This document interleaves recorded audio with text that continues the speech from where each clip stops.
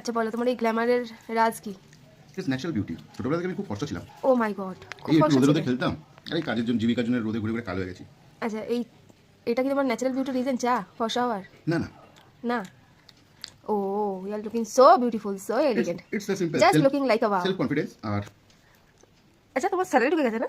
হুম, ধার দাও না বেশি, আমি টাকা পয়সা করে ধার দিই না, বেশি না, 5,000 টাকা ধার দিলেই হবে। নিজের অ্যাকাউন্টটা খুলে দেখা একবার। আমার অ্যাকাউন্টে কিচ্ছু নেই। তাহলে আরে দেখো তুমি কত ভালো মানুষ, একটু ধার কে দাও, বলছে মানুষ যেমন একদম কখনোই ভালো না, বিশেষ করে টাকা পয়সা ম্যাটারটা একটু আমি বাড়ি। ধার দাও, নেল আর্ট করাবো, শপিং করবো।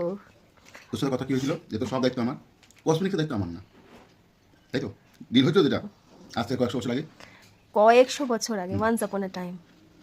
ডিলটা হয়েছিল। ঠিক আছে, তোমাকে মোটা ফসা লাগে না, মোটা সুন্দর লাগে না, ভাগো আচ্ছা টাকা নেওয়া কিন্তু ঠিক ছিল। ভাগো।